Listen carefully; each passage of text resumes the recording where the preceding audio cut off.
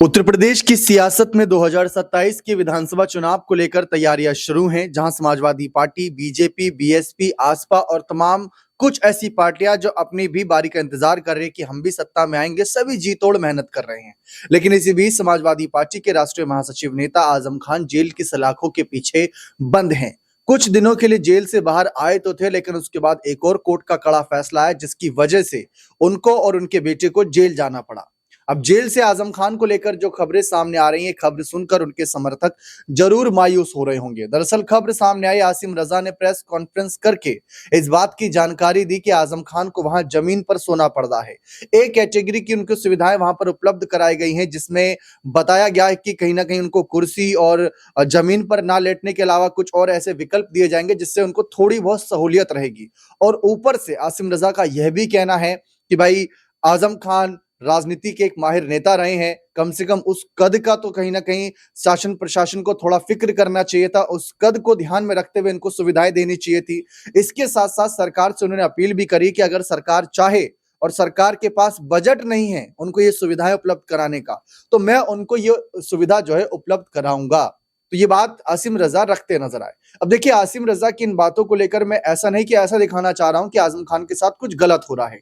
इसमें साफ नजर आ रहा है कि आजम खान के नाम पर आसिम रजा इस समय अपनी राजनीतिक रोटियां सेक रहे हैं। एक सवाल जो हम लगातार चैनल के माध्यम से उठाते रहे कि रामपुर की सियासत में इस समय भारतीय जनता पार्टी का विधायक आकाश सक्सेना है। आकाश सक्सेना ने 2022 के उपचुनाव में जब आजम खान के खिलाफ कोर्ट का फैसला आया था, आसिम रजा सामने थे। आकाश सक्सेना ने चुनावी मोर्चा संभाला था और उन्होंने वहां से जीत भी दर्ज की थी। एक मुस्लिम बहुल्य सीट पर बीजेपी के विधायक के जीतने से चारों तरफ सियासी माहौल गर्मा गया था। और आकाश सक्सेना के खिलाफ अब अगली रणनीति क्या होगी समाजवादी पार्टी की, इस पर भी चर्चा हो रही है। पहले तो जब रामपुर का लोकसभा चुनाव हुआ, उस दौरान हमने देखा कि 2024 में हाल ही में मोहिबुल्लाह नदवी को आय कर दिया था अखिलेश यादव ने। यानी आजम खान के फैसले के साथ नहीं गए थे। ये बात खुद आजम खान ने कही थी कि मैं तो रामपुर में अपना पसंदीदा कैंडिडेट नहीं उतार पाया, तो मुरादाबाद में क्या ही कैंडिडेट बदलता। तो ये बात सच्चाई है कि मोहिबुल्लाह नदवी और आजम खान के बीच क्या कुछ 36 के आंकड़े रहते हैं, ये बात किसी से नहीं छुपी। वहीं दूसरी तरफ अब आसिम रजा यहां पर आजम खान के लिए लगातार कह रहे हैं कि भाई उनको जेल की सलाखों के पीछे अच्छी सुविधा उपलब्ध कराई जाए। ये भारत देश में ही हो सकता है कि एक कैदी जिसको कोर्ट ने सजा सुनाई, जिस संविधान की दुहाई विपक्ष देता है, उसी संविधान के तहत उनको सजा सुनाई गई, लेकिन वहां पर कहा जा रहा है कि इनको सुविधाएं दो, एक आरोपी को सुविधा दो। ये सोचने वाली बात है। फिलहाल इस मुद्दे पर चर्चा करते हैं कि आसिम रजा जो यहाँ पर अपने कह सकते हैं राजनीतिक रोटियां सेक रहे हैं, क्या ये मान लिया जाए कि आजम खान का वो विकल्प बनना चाह रहे हैं, या फिर आजम खान के अलावा अखिलेश यादव ने किसी और चेहरे को पहले से ही तय कर रखा है, सही समय आने पर नाम का अनाउंसमेंट करेंगे। क्योंकि एक समय था जब आजम खान की बड़ी बहू सिद्रा की बहुत चर्चा थी, क्योंकि बड़ा बेटा अदीब तो राजनीति में आने के लिए दिलचस्पी नहीं जता रहा था। छोटे बेटे पर भी सजा सुनाई गई है, पत्नी पर भी सजा सुनाई गई है। ऐसे में बचती हैं बड़ी बहू सिद्रा, जो पहले भी 2022 के समय आजम खान की गैर मौजूदगी में वहां मोर्चा संभाल चुकी हैं। तो यही सवाल रहेगा। यहाँ पर अमन सर हमारे साथ मौजूद हैं। सर, क्या लगता है कि आसिम रजा आए हैं, बात रख रहे हैं, अच्छी बात है। अगर एक कैटेगरी की यहाँ पर सुविधा उपलब्ध कराई जानी चाहिए तो शासन प्रशासन को ध्यान देना चाहिए इस मामले पर, हम भी ये बात रखेंगे। लेकिन जिस तरीके से आसिम रजा अपनी बयानबाजी कर रहे हैं, जिस तरीके से बात रख रहे हैं, क्या ये नजर आ रहा है कि वो आजम खान का विकल्प बनने के लिए, या आजम खान का जो पद खाली हुआ है उस पर अपने आप को देखते हैं भविष्य में? देखिए दीपक, पहली बात तो ये है कि जिन सुविधाओं की बात वो कर रहे हैं वो जेल मेन्यू के अनुसार होती है। ऐसा नहीं कि आप घर से ले जाकर वहां पर बेड लगा देंगे, आप घर से लाकर वहां पर चारपाई लगा देंगे। जो जेल मेन्यू के अंतर्गत चीजें होती हैं उसके ऊपर वो बात कर रहे हैं कि भाई देखिए, एक लगभग 80 साल की उम्र दराज व्यक्ति हैं, राजनीति में अच्छा खासा उनका वर्चस्व रहा है, 30 से 40 साल तक लगातार एक सीट के ऊपर उनकी जो है पकड़ रही है, मजबूती रही है, लगातार चुनते रहे हैं। उन सबको देखते हुए कहते हैं कि भाई देखिए, उत्तर प्रदेश समेत तमाम उत्तर भारत जो इस समय ठंड के प्रकोप से कहने का जूझता हुआ नजर आ रहा है, और यहाँ पर जिस तरह से उनके साथ व्यवहार हो रहा है वो व्यवहार नहीं होना चाहिए। और कम से कम जेल मेन्यू के अंतर्गत तो उनको सुविधाएं दी जानी चाहिए। कुछ ऐसा ही दीपक, मैं आपको याद दिलाना चाहूंगा, सत्येंद्र जैन के मामले में भी एक समय ये बात कही गई थी कि भाई वो जो सुविधाएं भोग रहे हैं जेल के अंदर, तो उस वक्त भी केजरीवाल ने, जो उस वक्त मुख्यमंत्री भी थे, कहा था कि भाई क्या सत्येंद्र जैन को जो सुविधाएं दी जा रही है क्या उनके घर वाले आके दे रहे हैं? एकदम जेल मेन्यू के अनुसार सुविधाएं दी जाती है। और आपने जो कहा कि भाई भाई अपनी चुनावी रोटियां सेक रहे हैं। देखिए, अगर हम रामपुर की बात करें तो आसिम रजा कहाँ पे स्टैंड करते हैं आप भी देख रहे हैं, क्योंकि अभी अगर हम सांसद की बात करें तो मौलाना नदवी वहां पर नजर आते हैं, विधायक जरूर आकाश सक्सेना, लेकिन उसके ऊपर भी तमाम पहले ही डिबेट हो चुके हैं। 33% के आसपास वोटिंग उस वक्त रामपुर में हुई थी, तो ये भी तमाम सारे मसले। लेकिन महत्वपूर्ण बात यह है कि क्या यहाँ से सपा अब अपने आप को चर्चा में लेकर आना चाहती है रामपुर में? क्या अगर रामपुर में चुनाव होता है तो क्या अभी से वो एक माहौल बनाना चाहते हैं? ये एक बात हो सकती है। और क्या अब यहाँ पर अगर रामपुर सीट की हम बात कर रहे हैं तो क्या विकल्प के रूप में आसिम रजा खुद को पेश करना चाहते हैं कि भाई अगर विधानसभा के चुनाव आने वाले 27 में होंगे तो उनका नाम सबसे ऊपर लिया जाए? तो देखिए, राजनीति के तो सब तौर तरीके होते हैं और कैसे किस व्यक्ति के ऊपर पार्टी ज्यादा तवज्जो करती है वो देखने वाली बात होती है। लेकिन ये बात सही है, काफ़ी हद तक सही है कि जो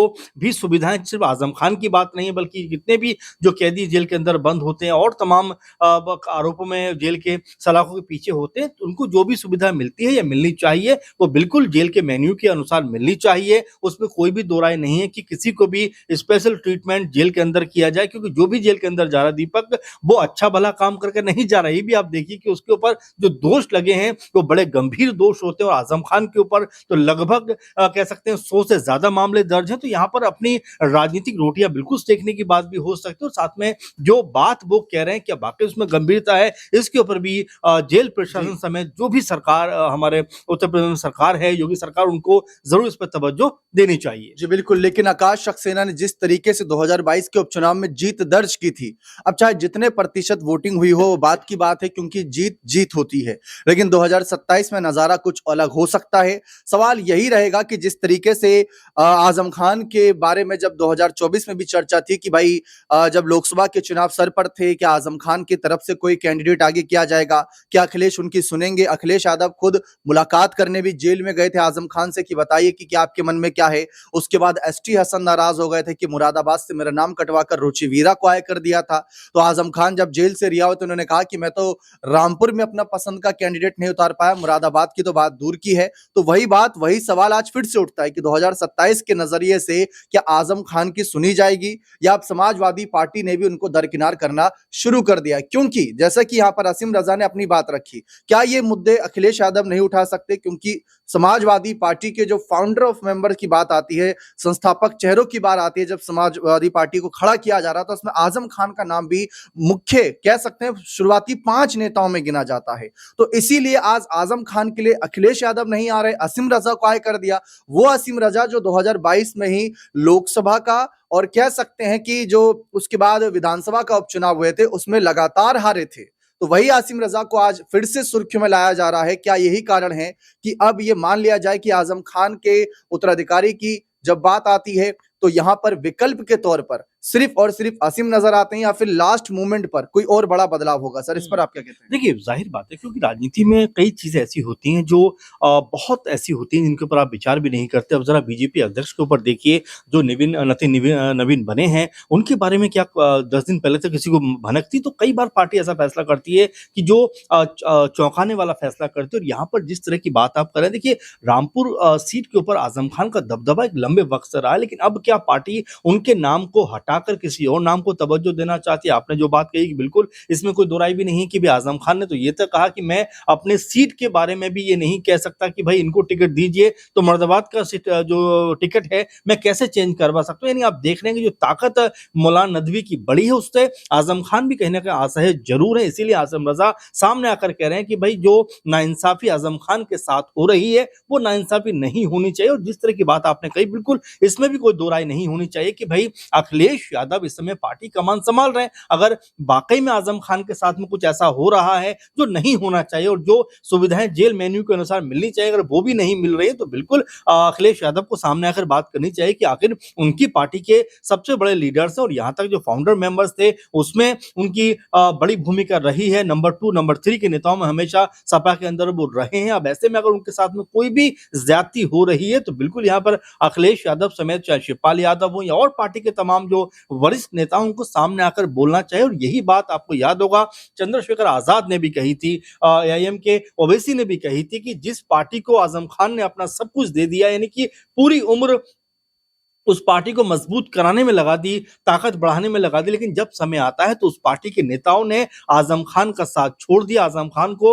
वो तवज्जो नहीं दी जो दी जानी चाहिए। तो हो सकता है यहाँ पर जो असीम रज़ा जिस तरह से बात को रख रहे हैं, अगर ये बात आज़म खान को लेकर अगर अखिलेश यादव रखते, तो शायद उसका वज़न और ज़्यादा बढ़ता हुआ या और ज़्यादा मजबूती के साथ में बात आगे बढ़ती। लेकिन जी। यहाँ पर जिस तरह से उनके बारे में एक ऐसे नेता बात रख रहे हैं, जो मेरे ख्याल से उस लेवल के नेता नहीं है, जिस लेवल का के नेता को आज़म खान की बात रखनी चाहिए, तो बिल्कुल ये पार्टी में भी कहीं न कहीं ये चिंता का सबब तो ज़रूर होगा कि आज़म खान जैसे नेताओं को अगर दरकिनार किया जा रहा है, तो क्या अखिलेश यादव यहाँ पर अब कोई विकल्प तलाश चुके हैं या फिर तलाशना शुरू करने वाले जी, हैं? बिल्कुल, लेकिन इस वक़्त सबसे बड़ी बात यही रहेगी कि आज़म खान को 2027 से पहले कोई राहत मिलेगी, नहीं मिलेगी, जेल से बाहर आ पाएँगे, नहीं आ पाएँगे, क्या होगा, क्या नहीं होगा? काफ़ी वक़्त है और वक़्त इस बात को लेकर भी है कि किस नेता को आगे किया जाएगा इस नाम को चुनने को लेकर। तो फिलहाल तो सवालों से ही कह सकते हैं सारा माहौल नज़र आ रहा है, लेकिन अभी जवाब कौन देगा? सिर्फ़ और सिर्फ़ अखिलेश यादव। उन पर नज़रें बनी हैं, आप भी बने रहें चैनल के साथ। बहुत-बहुत शुक्रिया।